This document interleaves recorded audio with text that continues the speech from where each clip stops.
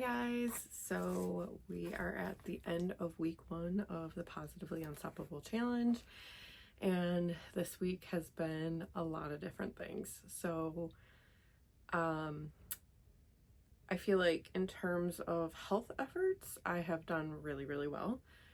I've gone to the gym 5 times this week, which is definitely an increase. We were doing like 3 times before. So we've added in a couple of days, which that feels really good. I'm up to 2 miles on the elliptical, and that feels good. And I've done DDPY every single day, but that's nothing new. I've been snacking a lot less, which has been helpful. And I've been really trying to be mindful about what I'm eating. I've been documenting everything that I'm eating in kind of like a spreadsheet. I'm not tracking calories because that just kind of gets into my brain and isn't a great thing for me. But I'm writing down, and so it makes me at least slow down and think about what I'm eating and like, is that something you want to write down? It's just like a little trick that I play on myself, but I'm really paying attention to how my body feels after eating things. And there's been a couple of things where I'm like, this is very healthy, this is Whole30, and my body does not like it. I made like a turkey chili. It wasn't with beans, it was just like ground turkey and vegetables, and I felt sick after I ate that, which really sucks. I think it was the tomato sauce, which is a shame because literally like so many of my favorite things revolve around tomato sauce, but here we are. So I'm just paying attention. And then Jonathan made this amazing dairy-free Alfredo, and he put like shrimp and sausage and vegetables, and it was so good. And about 10 minutes after eating it, I felt so sick. So sick. I just felt bloated and uncomfortable, and it didn't last like all night, so that's good. But I'm like, that's my body saying, nope, you can't eat this. And so we had a conversation. He's like, I think your body just doesn't like processed foods. And I'm like, I think you are right. When I have done the best with my health is when I'm eating fruits, vegetables, lean proteins, and that's it. So that is the challenge, and I mean, I'm not too far from that, to be honest with you. I think what we were trying to do with the Alfredo, and he felt fine, he can eat that, that is wonderful. But I think what I found with the Alfredo is just like the healthy alternatives that we're trying, there's still ingredients in those things that my body does not like. So it's not dairy, like my body definitely does not like dairy, but whatever, you know, the dairy-free cream is made with, or the dairy-free cheese is made with, my body's saying no. So I have to listen to that, and I have to honor that, and just be like, well, Alfredo is off the table, and that's okay. So just a lot of mindfulness, a lot of paying attention, a lot of just trying to figure out what's going to work for me. And that's just kind of a challenge. Emotionally, it was a pretty difficult week. My ex-husband let me know that he had to put our dog down. So a lot of emotions came up with that, in terms of obviously grief, but also complicated grief because, you know, when I left our home, and I left the marriage, I left her, and there's been a lot of guilt with that. I do feel like I've done some work to get myself into a better place, which feels good. And that is through internal family systems. And so what that means is you go inside of yourself, you connect with your different parts of self that are struggling in some ways. So the grieving part, the part that felt ashamed of leaving her, the parts of myself that binge eat, right? I go inside, I talk to them as if they are a separate entity, even though it is just part of my consciousness. I hear the story, I understand it deeper, and then there's a process of releasing burdens. And so that's something that I do with the clients that I work with, but it's also something I do for myself that is very helpful And the day that my dog was put down, I did kind of a really intensive like healing session with myself, and it helped a lot. I was able to shift perspectives, and I was proud to report I did not eat about it. I did not cope in a negative way. I really took things and handled them in a pretty healthy way. So that is definitely a win. In terms of energy drinks, I had one this week. I had one on Friday. I thought about it for 2 days. I kind of waited myself out, and then on Friday I was just like, I just want one.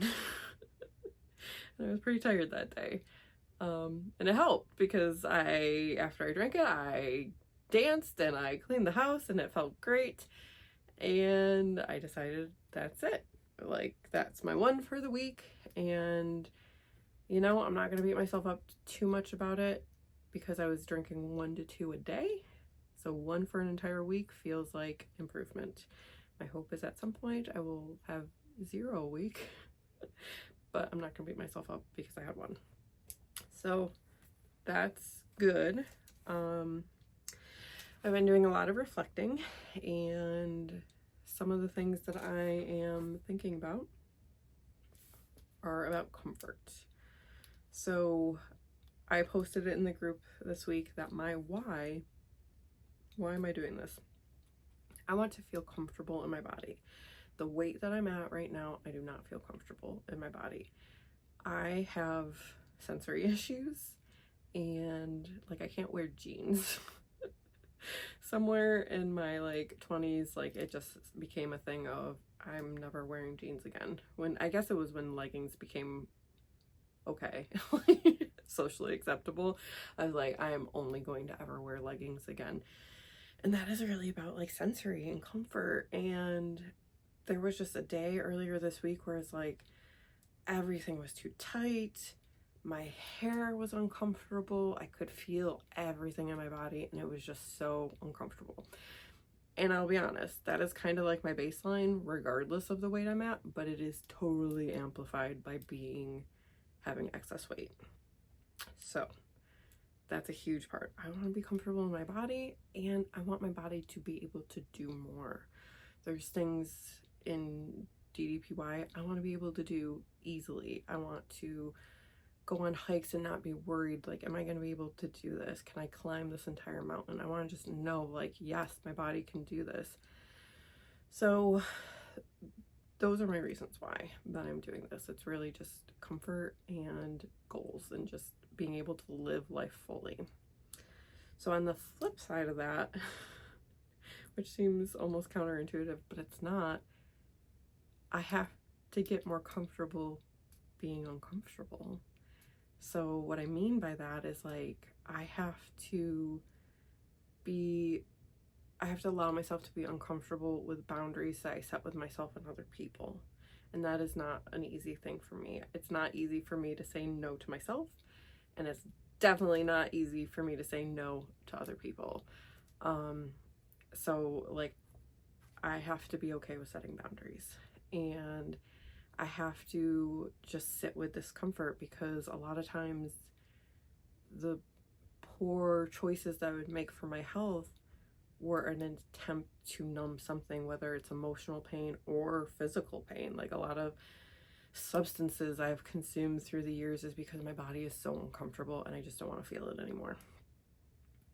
So I just want to make healthy choices for myself. I want to do the things that I know are going to make my body feel more comfortable. Eating whole foods makes my body feel more comfortable. There's less inflammation, right? So there's less pain. I'm not as tight, right? Continuing to work out or stretch, like sometimes it's really uncomfortable to do those things, but in the end, I'm going to end up being more comfortable. Like the elliptical. That is so much a mental game for me, almost more than a physical game. Like it is hard. Like the elliptical, I'm not saying is an easy machine to use, but it's like I could do more if I could push my brain to be like, it's okay to sustain this discomfort you're experiencing for longer. And I'm getting there. Like You know, before I was doing like 15 to 20 minutes. Now, today I did 35 so that I could get to 2 miles on the elliptical. So I am getting there. It's just continuing to like tell my brain it's okay. These things are okay. So that's a lot of it, is that I'm just figuring out what works in terms of food for my body. I'm pushing myself mentally. I'm sitting with discomfort longer before trying to do something to numb it. And I'm doing the things that I need to for my mental health. And so that looks a lot like meditating. That looks like doing some self-therapy. That is journaling. That is taking some time off. When you are self-employed, it is very easy to just work 24/7. Like, there is always something to be doing. Like, I wish I could show you like my board of post-it notes that are my tasks for this quarter, and those aren't even probably half of them, but they're the ones that I knew I had to do.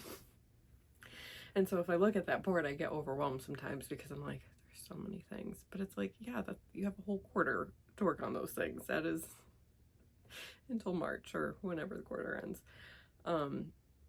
So yeah, like, I have a long to-do list in my brain of things I would like to get done today, but I'm tired, and I think a lot of today is going to be resting. That's going to be me sitting on the couch and reading, and just for fun, for pleasure, just allowing myself to be, and recognizing like I worked really hard this week, not just seeing clients, but I don't know if you can see it, but getting that guy uploaded for publication next week. So, and that was a lot. That was very quick reading through things, editing, figuring out all the problems. So I put a lot of effort into that, and I think I deserve at least one day where I kind of rest.